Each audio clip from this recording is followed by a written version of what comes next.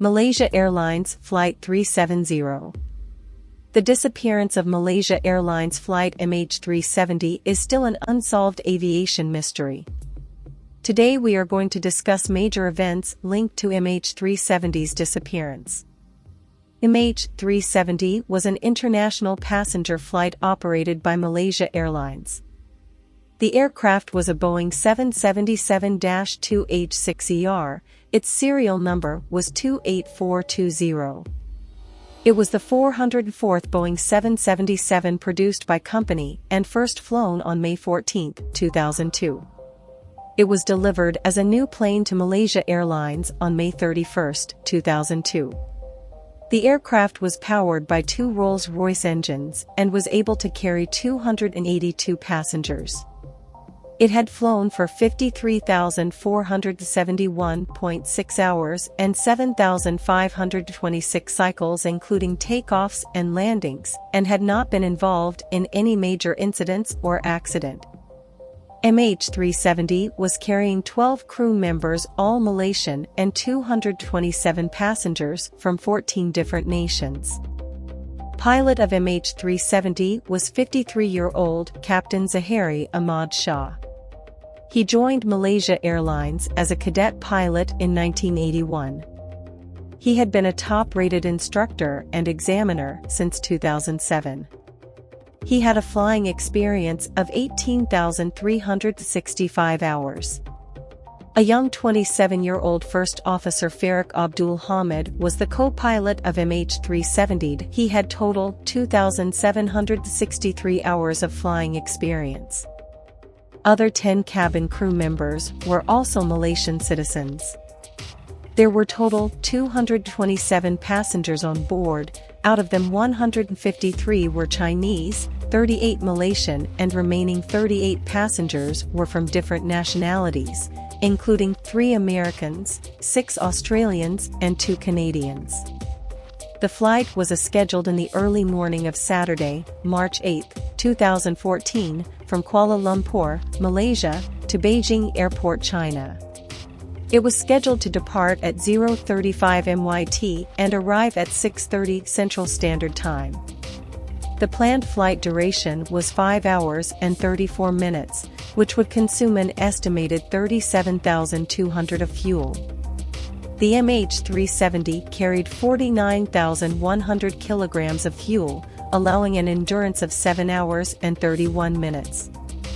MH370 took off from runway 32R at 0:42 Malaysia time and was asked ATC to climb to 18,000 feet, on a direct path to navigational waypoint Zahiri, located at 6°5612 N 103°356 E. Few minutes after departure, the flight was transferred from the airport's ATC to Lumpur Radar Air Traffic Control.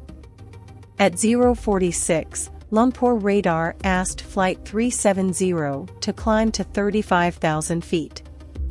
At 1:01, Flight 370 reported to Lumpur Radar that they had reached at 35,000 feet, and confirmed again at 1:08.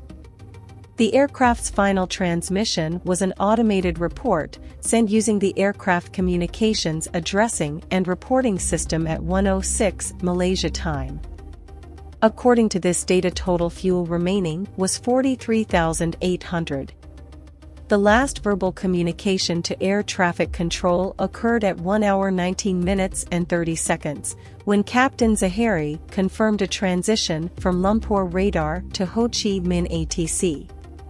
Lumpur Radar, Malaysian 370, contact Ho Chi Minh 120.9. Good night. Flight 370, good night. Malaysian 370. MH370 disappeared from the radar screen at Kuala Lumpur ACC at 1:21:13 AM and was lost at the same time on radar at Ho Chi Minh ACC, which reported that the aircraft was at the nearby waypoint Baitot. ATC uses secondary radar, which relies on a signal emitted by a transponder on each aircraft, but the transponder was no longer working on Flight 370 after 01:21 am. MH370 was expected to signal Ho Chi Minh ATC as the aircraft moved into Vietnamese airspace, just north of the point where contact was lost. Another aircraft attempted to contact the Flight 370 just after 1:30, using the International Air Distress Frequency, to relay Vietnamese ATC's request for the crew to contact them. The captain said he was able to establish communication, but only heard mumbling and static. When transponder stopped functioning, a military radar showed Flight 370 turning right, but then beginning a left turn to a southwesterly direction. From 1 hour 30 minutes and 35 seconds until 1:35, military radar showed MH370 at 35,700 feet on a 231 degrees magnetic heading, with a ground speed of 496 knots. Flight 370 continued across the Malay Peninsula, fluctuating between 31,000 and 33,000 feet in altitude. But MH370 had been vanished from the screen of popular app flight radar. The aircraft's satellite communication system sent a log-on request message at 2:25 Malaysia time. This acknowledgement was sent by satellite to a ground station, both owned by a satellite telecommunications company in Marsat. After logging on to the network, the satellite data unit aboard the MH370 responded to hourly status requests from Inmarsat and 2 ground-to-aircraft telephone calls at 2:39 and 7:13, which were unanswered by the cockpit. The final status request and aircraft acknowledgement occurred at 8:10, about 1 hour and 40 minutes after it was scheduled to arrive in Beijing. The aircraft sent a log-on request at 8 hours 19 minutes and 29 seconds, which was followed, after a response from the ground station, by a log-on acknowledgement message at 8 hours 19 minutes and 37 seconds. The log-on acknowledgement is the last automated communication with Flight 370. Later, MH370 did not respond to a status request from Inmarsat at 9:15. Till date, countries are searching for MH370, but no clue at all. Many theories regarding disappearance of MH370 surfaced afterwards. For example, a major power interruption occurred between 1:07 and 2:03, as during this period flight satellite communication were lost. Or there may have been an event of sudden dive or glide after pilots' last verbal communication, which made crew unresponsive. Or any passenger involvement can also be considered, as there were 2 men traveling on stolen passports.